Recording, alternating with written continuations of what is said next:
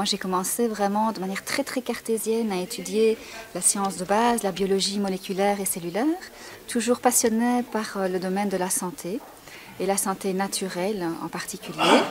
Et puis, au cours d'une expérience de manière tout à fait spontanée, j'ai vécu ce qu'on appelle une expérience énergétique. Donc, c'est un ressenti très puissant d'un flux énergétique dans mon corps qui m'a vraiment traversé de la tête aux pieds. C'est une expérience très particulière, très singulière. Et à la suite de ça, avec mon esprit très critique, très terre-à-terre, très cartésien, je me suis mise à rechercher, à essayer de comprendre ce qui s'était passé en termes d'expérience. Et c'est là que j'ai découvert toutes ces traditions ancestrales qui se basent justement sur les flux énergétiques, la circulation des flux. Donc j'ai beaucoup travaillé aussi au niveau de la physique quantique, essayer de comprendre que tout est énergie, que notre corps est énergie et qu'il est en permanence, en partage et échange avec l'extérieur.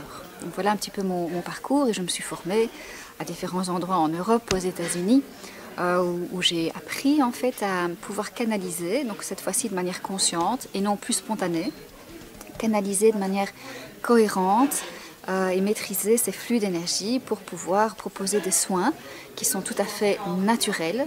Encore une fois, je le répète, ce sont des approches millénaires, ancestrales, tout à fait compatibles avec notre médecine allopathique occidentale.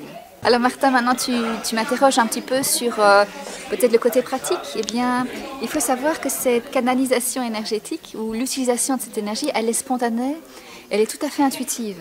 Donc par exemple, quand tu étais petit garçon, tu aimais bien que ta maman dépose ses mains sur le ventre quand tu avais mal au ventre, ou pouvoir être câliné parce que tu profitais en fait de l'énergie des mains de ta maman ou du câlin, donc qui génère vraiment un flux énergétique.